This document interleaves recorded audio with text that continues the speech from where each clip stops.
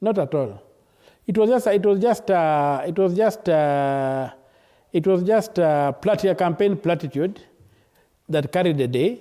And if you look at it, for example, it was the simple thing of saying we are not going to borrow money. Ruto is borrowing almost, if you compare to Uhuru, it's like more than what Uhuru borrowed. Yet there was an undertaking in the manifesto that loans will be a thing of the past, that we shall have a balanced budget, that we shall cut down on expenditure. But look at how they are spending. The issue, look at the other day, you just saw the other day the ministers have begun running around with bundles of money that they cannot explain where it came from. They're trying to bamboozle the public, trying to create that they're a juggernaut that you cannot, they're unstoppable kind of thing. And then trying to reduce the entire campaign to who has stolen more than the other. Fair enough. Senator, you've been very passionate about the question of debt and who owes Kenya and what they owe Kenya. Yeah. And the total debt currently stands at 11.4 trillion shillings, at least on paper, up from 8.7 when the current regime came into power in September 2022. No, 2.7.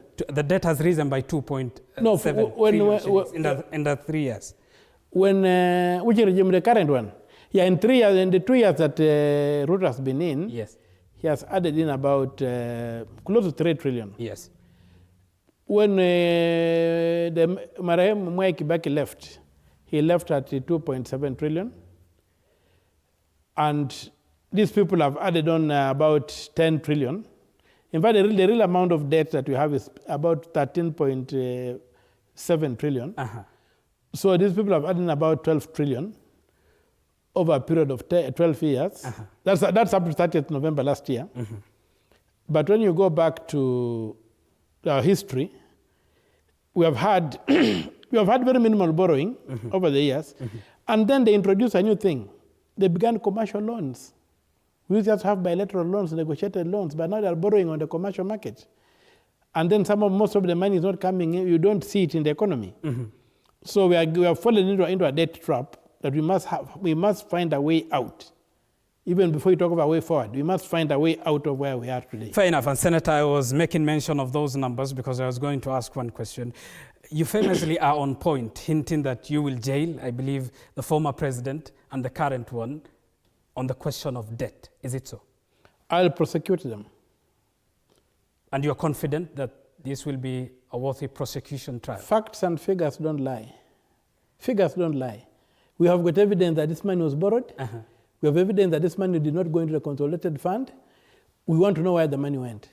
And in your view, those facts and numbers seemingly don't point out to a proper usage of the money borrowed. They don't even the word usage is too big. They just point to theft. They point to errant theft, where money was stolen, and money was borrowed and never brought into this economy. This money is out there. What was factored into the economy is the debt.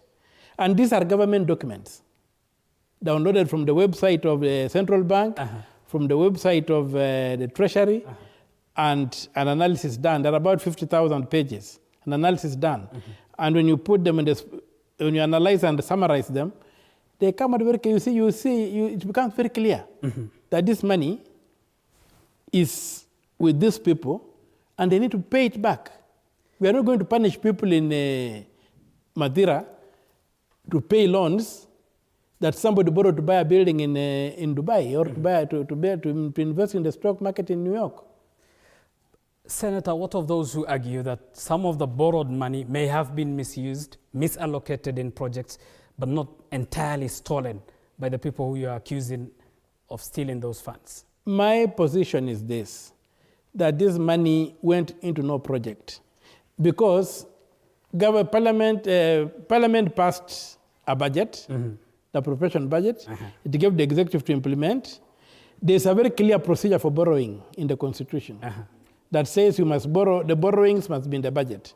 Parliament passed that.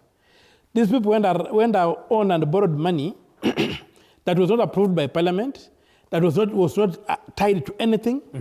So they cannot say that they misappropriated it. Because they cannot even show where it went into which project it went into. Like the 7 billion Eurobond, 7 billion US dollar Eurobonds. You can't show where a single coin went that went in terms of benefiting Kenyans. And these are the things we are trying to trace. If they did, all they need to do is to say, we invested here and this is the evidence. But Senator, running an economy such as Kenya's, and globally all economies to an extent borrow, isn't it? You are not ruling out the prospect of borrowing. Borrowing. Should you even be the president? Borrowing is not forbidden.